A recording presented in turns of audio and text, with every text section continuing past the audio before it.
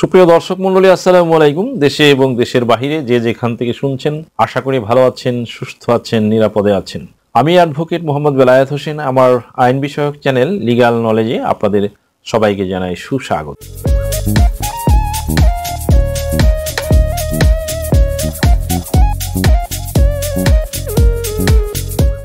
অনেক বন্ধু দেশে এবং বিদেশে থেকে জানতে চেয়েছেন যে, যেমন ধরুন, কেউ প্রশ্ন করেছেন যাদের এখনো নামজারি হয়নি তারা কিভাবে নামজারি করবেন, যাদের পৈতৃক সম্পত্তি তারা কিভাবে নামজারি করবেন, যারা অনেক আগে জমি কিনেছেন কিন্তু নামজারি করাননি তারা কিভাবে নামজারি করবেন। এসব প্রশ্নের উত্তর জানাতেই বেসিক্যালি আজকের ভিডিওটি নিয়ে আপনাদের সামনে হাজির হলাম। প্রথমে বলে নিচ্ছি যে যারা এখনো নামজারি করাননি তারা নামজারি কিভাবে করবেন, আসুন তো আলোচনার মাধ্যমে জানা যায়। কোনো কারণে জমি হস্তান্তর হলে খতিয়ানে পুরনো মালিকের নাম বাদ দিয়ে নতুন মালিকের নাম প্রতিস্থাপন করানোকেই বলে মিউটেশন বা নামজারি। উত্তরাধিকার সূত্রে বিক্রয় বা দান, খাস জমি বন্দোবস্ত সহ বিভিন্ন ধরনের হস্তান্তরের কারণে জমির মালিকানা বদল হয়। বাট জমির নামজারি না করানো হলে মালিকানা দাবি করার ক্ষেত্রে অনেক জটিলতা তৈরি হয়। জমি রেজিস্ট্রেশন, জমি ক্রয় বিক্রয়, খাজনা প্রদান সহ নানান ক্ষেত্রে প্রয়োজন হয় নামজারি।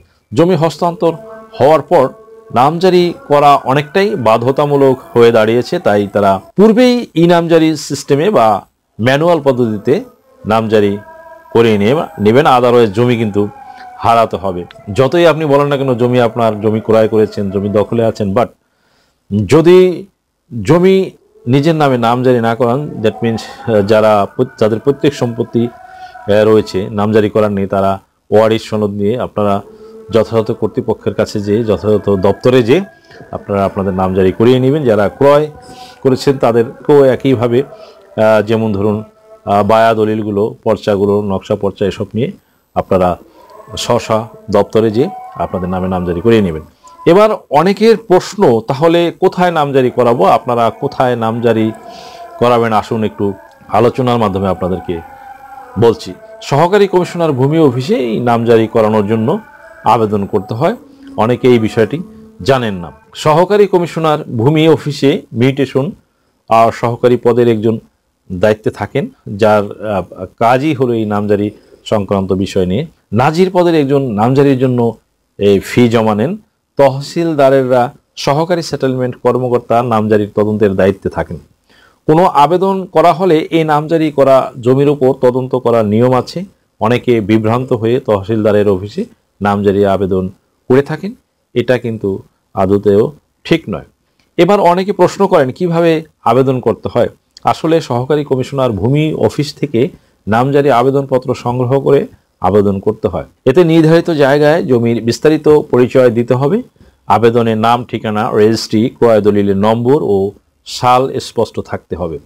একই সঙ্গে মূল দলিলের অনুলিপি, বায়া দলিল, পর্চা বা খতিয়ানের অনুলিপি, ভূ উন্নয়ন কর পরিশোধের দলিল, ওয়ারিশান সনদপত্র 3 মাসের মধ্যে ইস্যু করা বন্টননামা প্রযোজ্য ক্ষেত্রে দিতে হবে। কোনো রায় বা ডিক্রির কারণে নামজারি করতে হলে ডিক্রি বা রায়ের অনুলিপি জমা দিতে হবে। আবেদনকারী নিজেও আবেদন করতে পারেন অথবা আবেদনকারী কোনো প্রতিনিধি নিয়োগ করেও আবেদন করতে পারেন।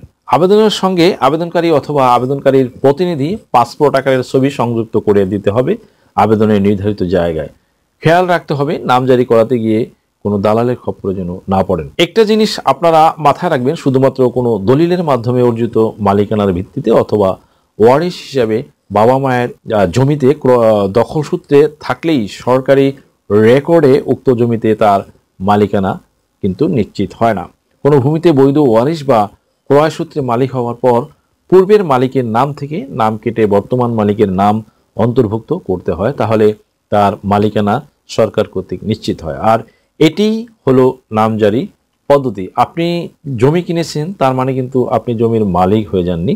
যতক্ষণ পর্যন্ত নিজের নামে নামজারি না করাবেন ততক্ষণ জমি পূর্বের মালিক অর্থাৎ যার নামে নামজারি আছে তার নামেই থেকে যাবে। প্রিয় দর্শক মণ্ডলী, বর্তমানে স্মার্ট মিউটেশন পদ্ধতি চালু হয়েছে এবং সফলভাবেই বর্তমানে স্মার্ট মিউটেশন পদ্ধতি চালু হয়েছে এবং সুফল তারাই ভোগ করবে যারা নতুন করে জমি ক্রয় করেছেন। পূর্বে যারা জমি ক্রয় করেছেন নামজারি করাননি তারা কিন্তু এই সুফলটা পাবেন না। এটা শুধু যারা যারা নতুনভাবে জমি ক্রয় করবেন তাদের নামেই অটোমেটিকভাবে নামজারি হয়ে যাবে। এই জন্যই বলা হয়েছে যে নামজারি আর করতে হবে না। এই পদ্ধতিতে জমির দলিল করার সাথে সাথেই অনলাইনে দেখা যাবে খুব সহজেই এবং সাথে সাথেই নামজারি হয়ে যাবে 7-8 দিনের মধ্যে। এটা হবে স্বয়ংক্রিয় পদ্ধতি, আপনাদের আর নামজারি করতে হবে না। রেজিস্ট্রেশন দপ্তরটি আইন মন্ত্রণালয়ের অধীন একটি অফিস। সকল প্রকার দলিল সম্পাদন, রেজিস্ট্রিকরণ উক্ত দপ্তরের কাজ। ভূমি অফিসগুলো ভূমি মন্ত্রণালয়ের অধীন, যার কাছে সরকারের কাছে রেকর্ডভুক্ত মালিকদের নাম, পূর্ববর্তী নামজারিকৃত মালিকের নাম, নথিসহ বিস্তর তথ্য থাকে। ফলে একবার নাম জারি করাতে সক্ষম হলে একই জমির একাধিকবার বিক্রয় হলেও মূল মালিকের আর ক্ষতিগ্রস্ত বা হয়রানি হওয়ার সম্ভাবনা কম থাকে। সাব রেজিস্ট্রি অফিসগুলো তো আইন মন্ত্রণালয়ের অধীন, এখানে জমির দলিল হয়ে থাকে, এবং ভূমি অফিসগুলো ভূমি মন্ত্রণালয়ের অধীন, তাই নামজারি ভূমি অফিসে হয়ে থাকে। কিন্তু এই দুই মন্ত্রণালয়ের মাঝে আগে আন্তঃসংযোগ বা লিঙ্ক ছিল না, কিন্তু এখন আছে, এবং এই দুটি মন্ত্রণালয়ের মধ্যে আন্তঃসংযোগ হওয়াতে জমি ব্যক্তির সাথে সাথেই অটোমেটিক নামজারি হয়ে যাবে। ফলে সাথে সাথে অনলাইনে নিজের নামে নামজারি মালিকানা দেখতে পাবেন। আপনারা আর নামজারি করিয়ে নিতে হবে না, আপনাদের নামজারি করতে হবে না।